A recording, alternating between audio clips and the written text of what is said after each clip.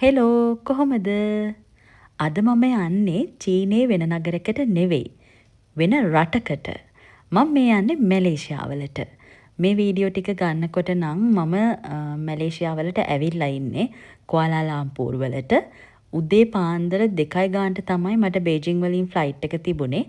ඊට පස්සේ පැය 6ක් මම ෆ්ලයි කරලා තමයි කුවාලාලම්පූර් වලට ආවේ.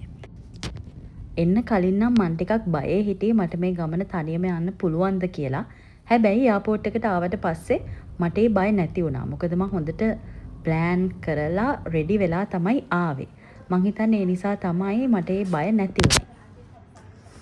මහන්සි ටිකක් අසනීපෙනුත් තමයි මම මේ ගමන ආවේ. ෆ්ලයිට් එකේදී උණත් ගත්තා. හැබැයි මම බෙහෙත් බීලා කොහොම හරි ඒක අඩු කරගත්තා. මේ තියෙන්නේ මම පළවෙනි දවස් දෙකේ නවතින තැන.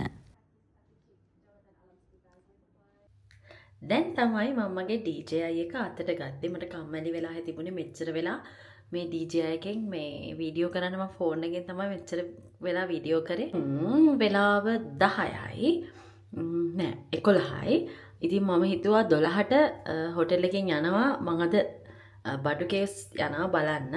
ඉතින් අද මට යන්න වෙනවා. මොකද මට දවස් ගොඩක් නැති නිසා පොඩ්ඩක් රෙස්ට් කරලා මොන හරි කාලා තමයි මම යන්නේ.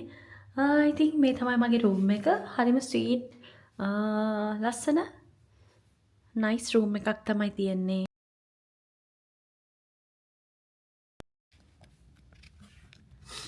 ඕනේ ග්‍රීන් ටී එකක්.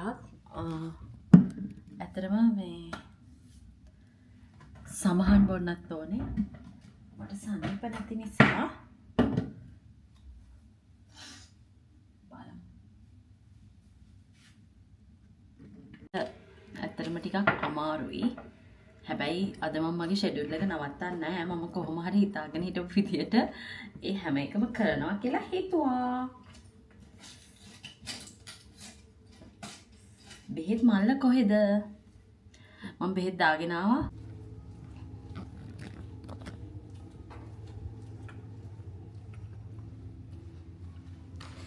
මම දැන් යනවා බඩු කේව්ස් වලට.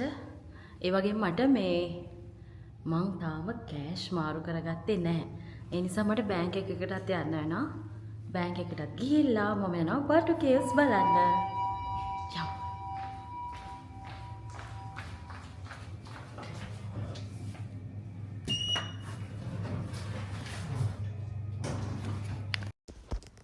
මං හිටපු හොටෙල් එක ළඟම. ඒ කියන්නේ හොටෙල් එක ත්‍රූම යන්න පුළුවන් shopping mall එකක් තිබ්බා. ඉතින් ඒකෙදි මට කන්න ඕන නම් කෑමත් ඒ වගේම money change කරගන්නත් මේ හැමදේම තියෙනවා. එතනින් ඒ නිසා ලේසි වුණා.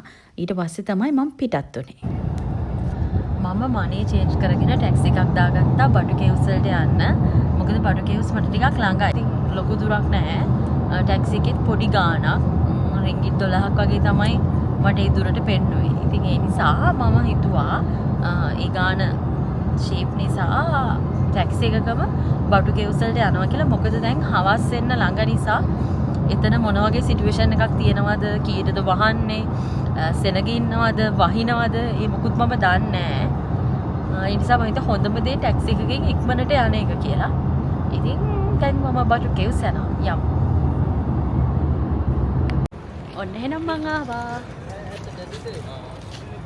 එතන බොහොම විශේෂම තැනක් තමයි කුවාලාලම්පූර් වල තියෙන ඉන්දියාවෙන් පිටත තියෙන වැදගත්ම හින්දු සිද්ධාස්ථානයක් විදිහට තමයි මෙතන සැලකෙන්නේ මුරුගන් දෙවියන්ගේ.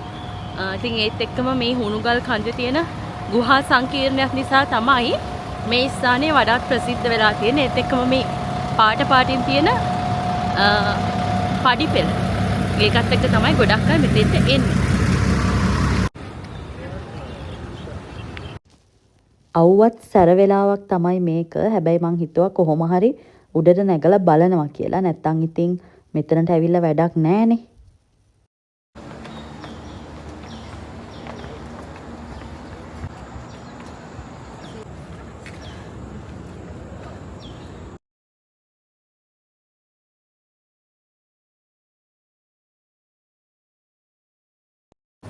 I need rest. Aujourd'hui, on se fait avoir.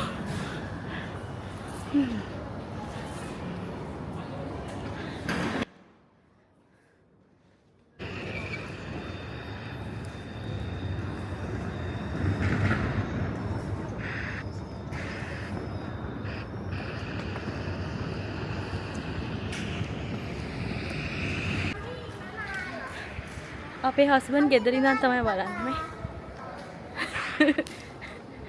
අයියෝ.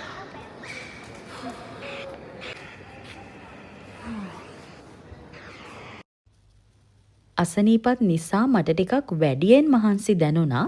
හැබැයි ආවට පස්සේ මට හිතුණා මං ආපු එක හොඳයි කියලා. මේක ස්වභාවික හුණුගල් කණ්ඩක්. ඉතින් ගුහා සංකීර්ණයකුත් මෙතන තියෙනවා. ඊට පස්සේ මම මේ තැන මතක් වෙන්න මගේ කලෙක්ෂන් එකට මැග්නට් කිහිපයකුත් ගත්තා.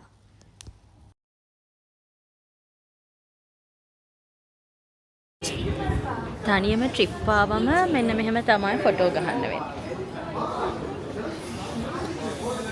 මේ තමයි මට තියෙන ලේසිම ට්‍රයිපෝඩ් එක. එයා තමයි මගේ ෆොටෝස් ටික ඔක්කොම ගහලා දුන්නේ. මහන්සි නිසා මං ආවා ෆෘට් ජූස් එකක් බොන්න. ඊට පස්සේ තමයි මම ෆොටෝස් වීඩියෝස් ගත්තේ.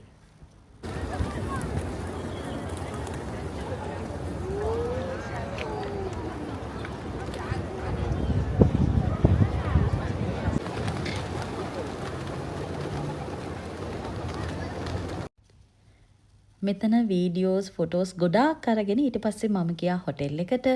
හොටෙල් එකට ගිහිල්ලා මට හිතුණා රස්නේ නිසා පූල් එකට යනවා කියලා අසනීප පැත්තකින් තියලා. මෙතන ලොකේෂන් එක හරිම ලස්සනයි. හරි ලස්සන view එකක් තිබ්බා මෙතන.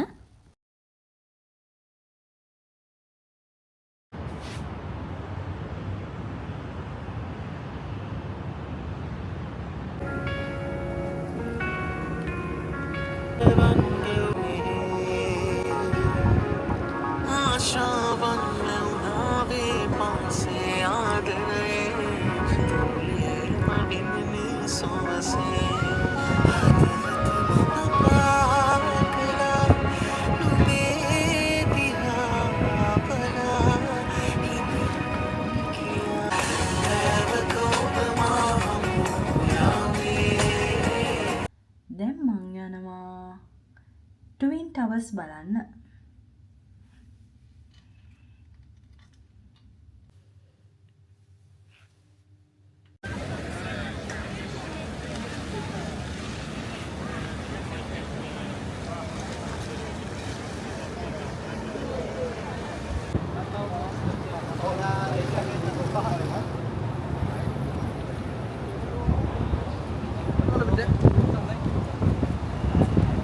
දැන් මම යන්නේ ෆොටෝස් ගන්න.